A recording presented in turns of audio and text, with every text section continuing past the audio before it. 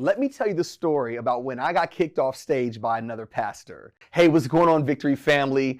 I just preached a message on loving your enemies, and I have a story to tell you. It didn't make it into my message, but here it goes.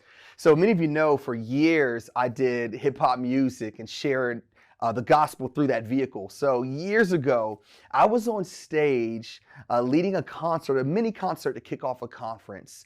And I'm in the middle of a song, and out of the blue, I feel someone tap me on the shoulder. So I turn around, and it's the guest speaker, whose name will remain anonymous. But anyways, he has a microphone, and he kind of shoos me out of the way. In my mind, I'm thinking, man, he must have a word from the Lord. He must have a word for the house. So I step out of the way. He gets up front and proceeds to say these words.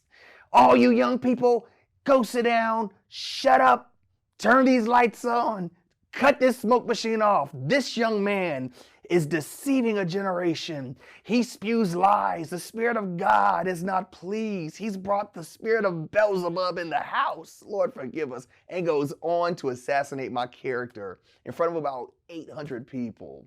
Y'all, let me tell you something. In the back, I am weeping. I am broken. My heart is just in a million pieces. You know, one of my greatest fears is public humiliation. He better be glad my wife won't there. He would have got a stiletto upside his head, right? But listen, y'all, I walked away from that event so broken on the inside. And over time, though, that hurt slowly turned into anger. And isn't that how it happens with us a lot of times? A lot of times people hurt us. At the root of our bitterness, our anger, and frustration really is a seed of hurt. And what did I do? I allowed that hurt to turn into anger, to turn into bitterness and resentment. Well, come to find out, over time, friends of mine, other pastors, they saw a clip of this happening and went on this guy's Facebook page, and they began railing him for what he did. And this guy had a pretty big following, so his people began railing back, and it was this Facebook war going on for literally 2 weeks. And I'm sitting back relishing in it, right? Just relishing, and all these people fighting my battle for me. But one day, the Spirit of God just convicted me sitting in a service, listening to a message on forgiving your enemies. And in that message, by the end of it, I was weeping. The Holy Spirit convicted me, and I gave God my yes, and I let go of the offense. And I went online with my wife, Candace, and we filmed a video. And in that video, we told whoever was watching, hey guys, you're aware of what happened.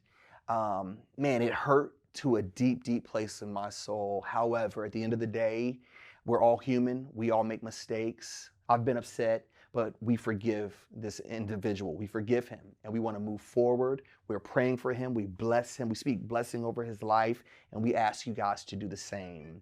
Then we logged off. Can I tell you, it was the hardest thing I've ever done. But what happened the following week blew my mind, and it changed my perspective for the rest of my life.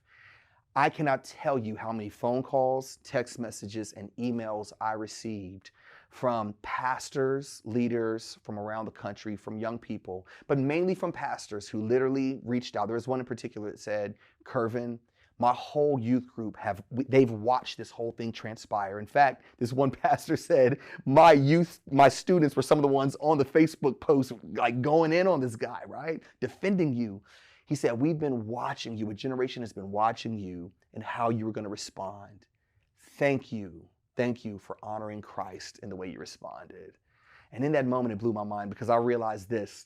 Me choosing to forgive my enemy and love my enemy and to pray for those who persecuted me, it wasn't just for my own inner healing, but it was for a generation. It was for people who were watching my life.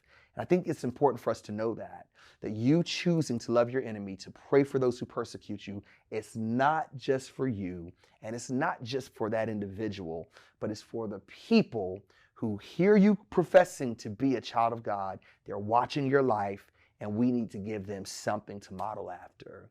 So hey, if you missed the message, make sure you go check it out. And that's all I got. God bless you. We are Victory.